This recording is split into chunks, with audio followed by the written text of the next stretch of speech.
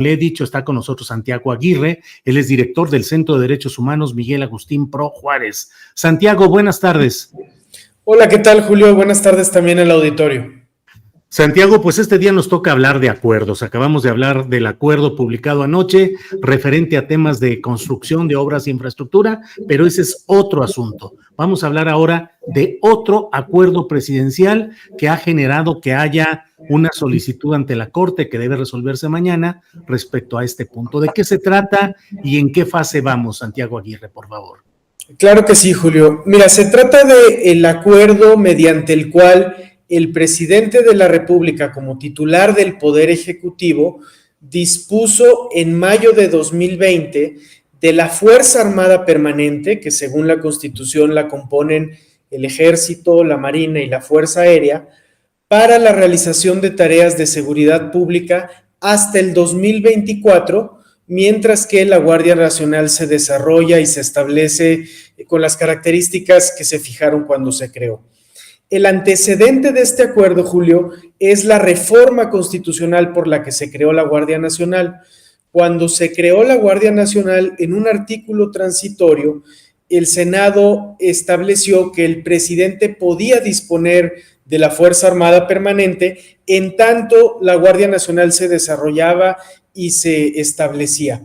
Pero precisamente, Julio, porque disponer de la Fuerza Armada Permanente es algo muy delicado, el Senado estableció una serie de condicionantes muy precisas. Se dijo que si el presidente disponía eventualmente de la Fuerza Armada Permanente, esa disposición tendría que ser regulada, fiscalizada, extraordinaria, subordinada y complementaria. Y cada uno de estos calificativos, Julio, en realidad retoma estándares que la Corte Interamericana de Derechos Humanos ha desarrollado de manera muy precisa. Por ejemplo, cuando se dice que debe ser subordinada, a lo que se refiere la Corte Interamericana es que los militares pueden ayudar a seguridad pública, pero debe preservarse el mando civil.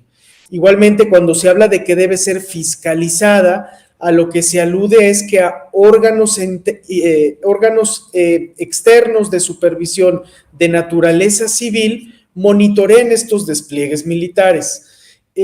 Lo que ocurrió, sin embargo, Julio, es que cuando el titular del Ejecutivo emite este acuerdo, estamos ya en mayo de 2020, aunque estas características son enunciadas en el título del acuerdo, se dice en el título, este es el acuerdo mediante el cual se dispone de manera fiscalizada, regulada, complementaria, subordinada y extraordinaria de la Fuerza Armada Permanente.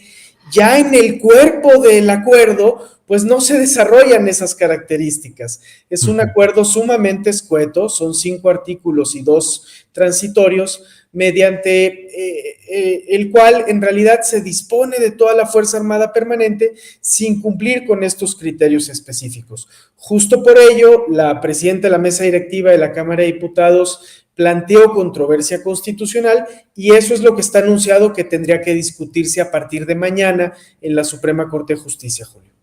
Santiago, además he visto que se va a discutir de una manera en cuanto a procedimiento que no parece satisfactoria. ¿Hay algo de esto?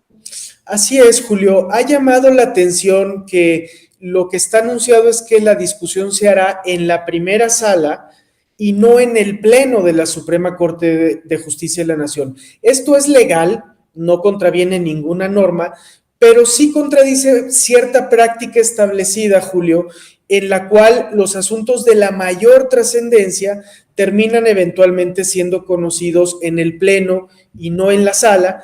También ha llamado la atención que se listó con poca anticipación, lo que no suele ser usual en controversias de esta naturaleza. Desde el Centro de Derechos Humanos Miguel Agustín Pro, estaríamos entre las voces que decimos, Julio, que lo más sano es que se discuta en pleno una controversia que toca un punto medular, que es el asunto de si estamos o no ante la profundización de la militarización en este sexenio, y en todo caso de si esta disposición de las Fuerzas Armadas, que parece ya una carta echada y suerte decidida, se hace al menos con algunos controles civiles que aseguren que no se nos vuelva el estamento castrense una fuerza ajena a la rendición de cuentas. Gracias, Santiago. En esencia, lo que la Corte, con este procedimiento tan peculiar que está anunciando para mañana, va a debatir es si queda ya establecido formalmente, jurídicamente reconocido con toda amplitud, que las fuerzas militares se encarguen de la seguridad pública en México, así ya de manera tajante. Y en ese mismo esquema de esa posible solución, o lo contrario, pues lo que tenemos, Santiago, es una constancia pública diaria de que en los hechos la seguridad pública está siendo asumida. El propio presidente de la República ha dicho que él recomienda a los nuevos gobernadores que se pongan de acuerdo con el secretario de Marina y el de la Defensa Nacional para nombrar a sus secretarios de seguridad pública. La aplastante realidad del peso del crimen organizado en México, la violencia cada vez más desatada, Santiago, está forzando a que se dé por normal y por aceptable que solo el ejército o las Fuerzas Armadas pueden hacerse cargo de la situación? Creo que lo caracterizas muy bien, Julio. La aplastante realidad de la continuidad de la violencia se esgrime como argumento para justificar el nuevo protagonismo castrense en la vida pública y en tareas de seguridad pública. En efecto, en prácticamente todos los estados de la República, el titular de la Secretaría Estatal de Seguridad Pública está siendo algún funcionario de extracción castrense. La Guardia Nacional se quedó como una corporación civil solo en el papel. Y lo que es preocupante de esta deriva, Julio, es que en realidad tampoco tenemos evidencia empírica de que sea exitosa la militarización como estrategia de seguridad, porque han sido 15 años de sostener ese argumento, y sí, en cambio, lo que hemos visto, Julio, es que de ninguna manera tenemos en México unas Fuerzas Armadas impolutas y que se enfrenten a la rendición de cuentas ante las autoridades civiles de una manera transparente. Claro, hay hombres y mujeres muy honestos en el ejército mexicano, en la Marina, en la Fuerza Aérea, que hacen una labor patriótica, pero es cierto que se trata de una Fuerza Armada que en su vinculación con el régimen político mexicano siempre se benefició de espacios muy amplios de autonomía, y eso es lo que en el presente parece estarse fortaleciendo. Por eso lo que diríamos desde Derechos Humanos, Julio, es que si esta decisión está tomada, el mínimo que debe preservarse son los controles democráticos civiles sobre este despliegue extraordinario de la Fuerza Armada Permanente, y estos estándares de la Corte Interamericana son muy útiles. Lo que dice este Tribunal Interamericano es: si se va a echar mano de los militares para tareas de seguridad, asegúrese que cuando menos haya suficiente regulación, suficiente fiscalización, subordinación al mando civil, complementariedad, y eso es lo que no estamos preservando en México.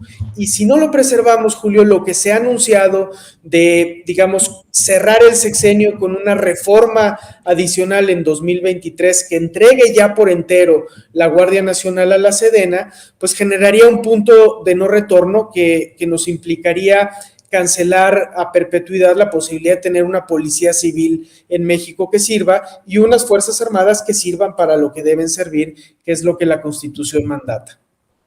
Muy bien, Santiago, pues estaremos atentos a lo que suceda en esta sesión de la primera sala de la Suprema Corte de Justicia de la Nación, programada para mañana, en una sala, como dice Santiago, no infringe ninguna norma legal, pero sí resulta peculiar que un tema de tan amplio, de tan grande trascendencia, no se toque en la plenaria. Seguiremos atentos, Santiago, te agradezco la oportunidad, a reserva de si quieres agregar algún otro punto sobre este tema. Al contrario, Julio, agradecerte mucho el espacio, nada más que agregar, y muchas gracias por el seguimiento a este tema. Santiago, gracias, buenas